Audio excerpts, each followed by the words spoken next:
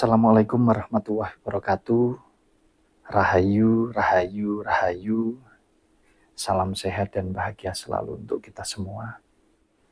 Dulur-dulur sinau urip dimanapun berada. Mas Wahyu ingin sedikit memberikan pengertian kepada panjenengan semua dan mudah-mudahan bisa memberikan manfaat untuk panjenengan semua. Ya boleh dibilang ini sebuah pengertian yang tidak begitu berguna ya. Pengertian yang remeh sekali, yang sangat kecil sekali, tetapi insya Allah ini bisa bermanfaat buat panjenengan dimanapun nanti panjenengan berada. Boleh ini diterapkan ya. Nah, apa Mas Wahyu pengertian yang ingin disampaikan? Yaitu tentang bagaimana caranya agar kita ya bisa menyembuhkan atau bisa menyadarkan kembali seseorang yang kesurupan. Ya, ini kan bisa saja terjadi kepada siapapun dimanapun ya. Bisa juga terjadi pada anggota keluarga kita mungkin, kepada teman kita mungkin, ketika kita lagi di suatu tempat ya yang mungkin kita jauh dari pertolongan ya. Jadi nanti panjenengan bisa terapkan ini ketika panjenengan menghadapi teman, saudara, keluarga, atau tetangga mungkin yang mengalami kesurupan. Tetapi dengan catatan bukan untuk sok-sokan, bukan untuk kita merasa hebat, tidak. Sekali lagi, Mas Wahyu juga tidak sengaja nemu ini ya, makanya karena sudah pernah dipraktekkan sama Mas Wahyu, jadi saya bagi ke panjenengan dan mudah-mudahan bisa memberikan manfaat. Jadi begini, dulur-dulur, yang pertama orang kesurupan itu adalah di mana sisi ya yang separuh daripada kehidupannya ini dikuasai oleh makhluk halus yang tidak seharusnya ya. Jadi kan kita ini kan ada dua unsur ya dulur-dulur. Ada unsur fakta yaitu jasmani kita ini yang pusatnya ada di otak ya, dan ada unsur yang gaib ya yang bertempat di dalam kehidupan kita atau yang sering kita sebut roh ya, roh ilahi atau rohnya Gusti Allah yang ada di kehidupan kita. Nah, ketika seseorang kesurupan itu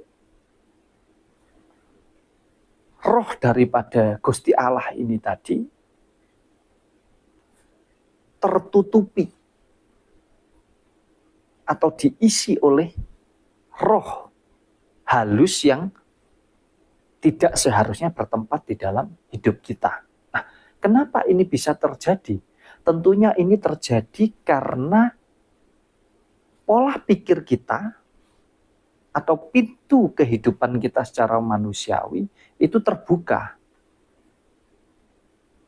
Jadi tidak ubahnya begini. Kalau Mas Wahyu kasih contoh, kita punya rumah, lalu rumah kita ini selalu kita buka pintunya. Sehingga apapun, siapapun bisa saja masuk. Nggak cuma sesama manusia, tetapi hewan bisa masuk. Bermacam-macam. Kotoran, sampah bisa masuk ke rumah kita. Nah, demikian pula dengan kehidupan pribadi kita. Jadi ada saatnya pintu ini dibuka dan ada saatnya pintu ini ditutup. Lah pintunya ada di mana? Pintunya ada di pola pikir. Makanya untuk orang-orang yang kesurupan ini sudah dipastikan bahwa pola pikirnya ini tadi tanpa dia sadari, dia sudah membuka peluang untuk makhluk-makhluk halus yang tidak seharusnya ini tadi masuk. Misalkan ngelamun, ya, Makanya kalau orang tua-tua kita dulu itu nggak boleh kita ngelamun, senggowang begini itu juga nggak boleh. Ya, jadi pikiran kita kosong itu nggak boleh. Ngendeng istilahnya, itu nggak boleh. Itu sangat riskan sekali, sangat rentan sekali kita terganggu hal-hal gaib dari luar. Nah, lalu bagaimana caranya agar kita ini tidak mudah atau tidak bisa kerasukan? Yaitu tadi, kita senantiasa aktif atau pikiran kita ini senantiasa yang positif. Dan tetap pusatnya ada di dalam keimanan kita. Jadi dua-duanya ini berperan penting. Makanya ketika kita menghadapi situasi yang kok tiba-tiba ada yang kesurupan, ini mohon maaf ya dulur-dulur ya, boleh dibilang remeh-temeh, tetapi mudah-mudahan bisa bermanfaat untuk panjenengan. Menyembuhkan orang yang kesurupan itu tidak perlu bacaan atau amalan yang aneh-aneh, mohon maaf. Apapun agamanya panjenengan, apapun keyakinannya panjenengan, ini bisa diterapkan. Mau menggunakan bacaan-bacaan ayat suci Al-Quran boleh, menggunakan bacaan-bacaan ayat-ayat di Alkitab boleh, silahkan, bacaan apapun monggo terserah. Bahkan bila perlu tidak usah baca apa-apa. Menggunakan bahasa Jawa boleh, bahasa Indonesia boleh, bahasa Arab boleh, bahasa Inggris boleh, apapun terserah panjenengan. Bila perlu tidak berucap apa-apa juga boleh. Caranya bagaimana? Caranya adalah kembalikan atau pulihkan kesadaran manusiawi orang yang kesurupan tersebut. Misal ada orang kesurupan, panjenengan silahkan. Boleh disiram pakai air. Intinya supaya orang itu kembali merasakan bahwa dia ini bisa sadar gitu aja. Mau panjenengan cubit atau panjenengan tekan di salah satu anggota tubuhnya, boleh-boleh saja, silahkan.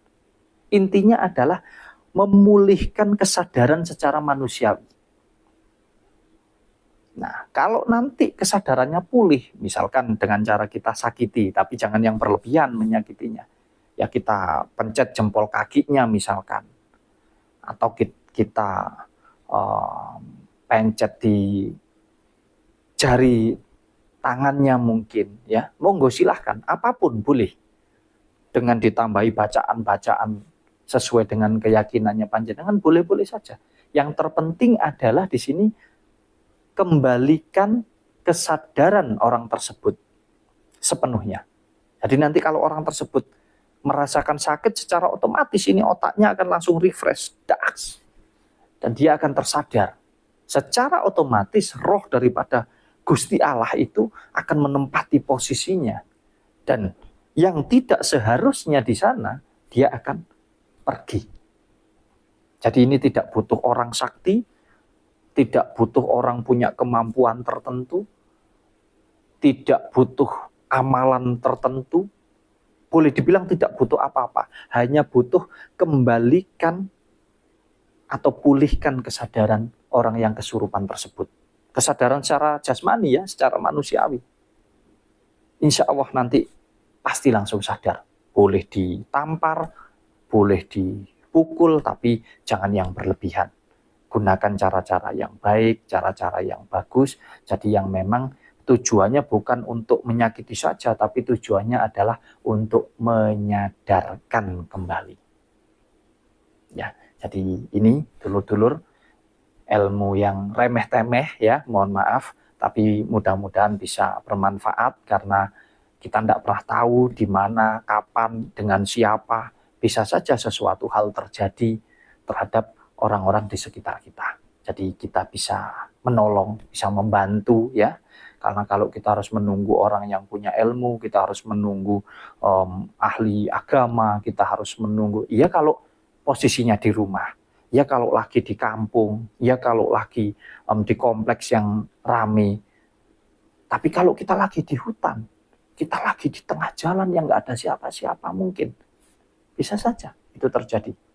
Untuk itu, lakukan apa yang Mas Wahyu sampaikan ini tadi, ya mudah-mudahan bisa bermanfaat untuk panjenengan. Kalau mungkin apa yang Mas Wahyu sampaikan bertentangan atau tidak sesuai dengan pemahaman dari dulur-dulur, Mas Wahyu mohon maaf. Pada intinya, Mas Wahyu hanya ingin berbagi untuk kita bisa sama-sama belajar tentang kehidupan ini. Terima kasih. Ada kurang lebihnya Mas Wahyu mohon maaf yang sebesar-besarnya. Assalamualaikum warahmatullahi wabarakatuh.